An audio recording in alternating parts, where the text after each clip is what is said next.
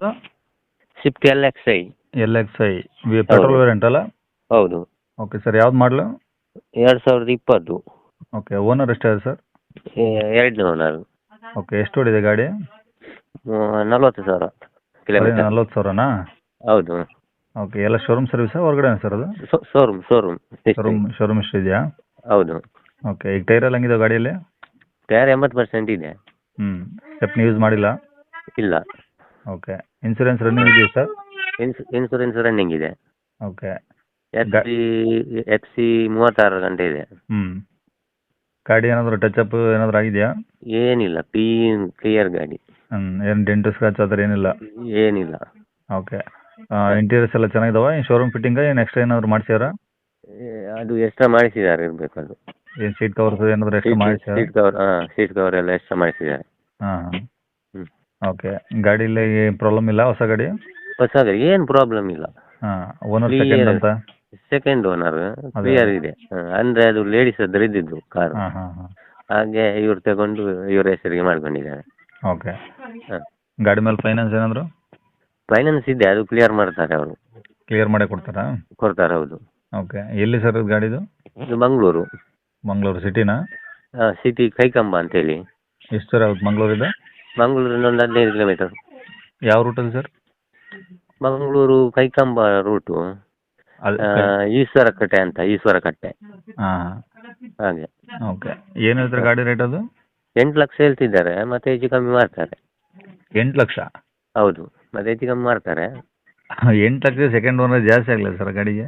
ಹೌದು, ಮತ್ತೆ ಮಾತನಾಡಿ ಅದು ಗೊತ್ತಲ್ಲ, ಅದು ಹೆಚ್ಚು ಕಮ್ಮಿ ಅಲ್ಲ ಇರುತ್ತೆ, ಬಟ್ ಆದರೆ ಈಗ ಜಾಸ್ತಿ ಕಮ್ಮಿ ಮಾಡೋಕ್ಕಾಗಲ್ಲ. ಇವನು ಜಾಸ್ತಿ ಹೇಳಿ ಮತ್ತೆ ಕಮ್ಮಿ ಮಾಡೋಕ್ಕೆ ಜಾಸ್ತಿ ಕಮ್ಮಿ ಮಾಡೋಕ್ಕೂ ಆಗಲ್ಲ. ಫೈನಲ್ 7 ಲಕ್ಷಕ್ಕೆ ಬಿಡ್ತಾರೆ. ಅಲ್ಲ ಅರ್ಥ ಆಯಿತು, ಬಟ್ ಈಗ ಶೋರೂಮ್ ಕಡೆನೇ 8-9 ಲಕ್ಷ ಇತ್ತು ಅದು. ಹೌದೌದು, 10 ಲಕ್ಷ. ಈಗ ಎಷ್ಟು 20 ಮಾಡಲ ಅಲ್ವ ಅದು? 20 ಮಾಡಲು. ಮತ್ತೆ 4 ವರ್ಷ ಆಯಿತು ಕಂಪ್ಲೀಟ್. ಹೌದು. ಮತ್ತೆ ಸೆಕೆಂಡ್ ಓನರ್ ಬೇರೆ. ಸೆಕೆಂಡ್ ಬೇರೆ. ಏನು ಅಮ್ಮಮ್ಮ ನೀವು ಒಂದು 50,000 ಲಕ್ಷ ಬಿಟ್ಟರೆ ಶೋರೂಮ್ ಪ್ರೈಸ್ಗಿಂತ ಯಾರು ತಗೊಳ್ತಾರೆ ಹೇಳಿ? ಹೌದೌದು, ಅದೇ. ಮತ್ತೆ ಕಮ್ಮಿ ಮಾಡಿದ್ರೆ ಬೇಗ ಸೇಲ್ ಆಗುತ್ತೆ. ಹೌದೌದು. ಯಾಕಂದ್ರೆ ಸೆಕೆಂಡ್ ಓನರ್ ಬೇರೆ 24 ಅಂದರೆ ಈಗ 24 ಅಂದರೆ 4 ವರ್ಷ ಕಂಪ್ಲೀಟ್ ಆಗಿತ್ತೆ. 4 ವರ್ಷ ಆಯಿತು. ಹಂಗಾಗಿ ಕಮ್ಮಿ ಮಾಡಿದ್ರೆ ಬೇಗ ಸೇಲ್ ಆಗುತ್ತೆ, ಇಲ್ಲ ಅಂದ್ರೆ ಅಲ್ಲೇ ಇರುತ್ತೆ ಅಷ್ಟೇ ಅದು. ಹೌದು, ಅದೇ. ಮತ್ತೆ ಅವರು ಕಾಲ್ ಮಾಡಿದ್ರೆ ಮಾತನಾಡೋಣ, ಹೆಚ್ಚು ಕಮ್ಮಿ ಮಾಡೋಣ. ಆಯ್ತು. ಕಾಂಟ್ಯಾಕ್ಟ್ ನಂಬರ್ ಇದೇ ಆಗಿಲ್ಲ? ಇದೇ ಹಾಕಿರಿ. ಸರಿ ಸರ್. ಕೇಳಿಸ್ಕೊಂಡ್ರಲ್ಲ ವೀಕ್ಷಕರೇ, ಇದಿಷ್ಟು ಈ ಗಾಡಿ ಬಗ್ಗೆ ಗಾಡಿಯವರ ಮಾಹಿತಿ ಕೊಟ್ಟಿದ್ದಾರೆ. ನಿಮಗೆ ಇನ್ನೂ ಏನಾದರೂ ಹೆಚ್ಚಿನ ಮಾಹಿತಿ ಬೇಕಂದರೆ ವಿಡಿಯೋ ಕೆಳಗಡೆ ನೋಡಿ ಟೈಟಲಲ್ಲಿ ಸಂಪರ್ಕಿಸಿ ಅಂತೇಳಿ ಗಾಡಿಯವ್ರ ಕಾಂಟ್ಯಾಕ್ಟ್ ನಂಬರ್ ಇರುತ್ತೆ. ನೀವು ಡೈರೆಕ್ಟ್ ಅವ್ರಿಗೆ ಫೋನ್ ಮಾಡ್ಕೊಂಬಿಟ್ಟು ಇನ್ನೇನಾದರೂ ಹೆಚ್ಚಿನ ಮಾಹಿತಿ ಬೇಕಂದರೆ ಅವ್ರನ್ನ ಕೇಳ್ಕೊಂಬಿಟ್ಟು ಆದಷ್ಟು ಗಾಡಿಯ ಲೊಕೇಶನ್ಗೆ ಹೋಗ್ಬಿಟ್ಟು ಗಾಡಿ ಕಂಡೀಷನ್ನು ಡಾಕ್ಯುಮೆಂಟ್ಸು ಎಲ್ಲನೂ ಪ್ರತಿಯೊಂದು ಚೆಕ್ ಮಾಡ್ಕೊಂಡು ನಿಮಗೆ ಗಾಡಿ ಓಕೆ ತಂದಾಗ ನೀವು ಅವ್ರಿಗೆ ಕುಂತಾಗ ಅವ್ರು ಹೇಳಿದ ರೇಟ್ ಏನು ಫಿಕ್ಸ್ ಇರೋದಿಲ್ಲ, ಇನ್ನೂ ಕಡಿಮೆ ಆಗುತ್ತೆ ವೀಕ್ಷಕರೇ. ಯಾರು ಏನು ಹೇಳಿದ ರೇಟಿಗೆ ಯಾರೂ ತೊಗೊಳ್ಳಲ್ಲ. ಹಾಗಾಗಿ ಸ್ವಲ್ಪ ಜಾಸ್ತಿ ರೇಟ್ ಆದ್ರೂ ಆದಷ್ಟು ಡೈರೆಕ್ಟಾಗಿ ವಿಸಿಟ್ ಮಾಡಿ ಫಸ್ಟ್ ಗಾಡಿ ಚೆಕ್ ಮಾಡ್ಕೊಂಡು ನಿಮ್ಗೆ ಓಕೆ ಆಯ್ತಂದರೆ ಆ ರೇಟು ಇನ್ನೂ ಕಡಿಮೆ ಆಗುತ್ತೆ ಅಂತ ಹೇಳ್ಬೋದು.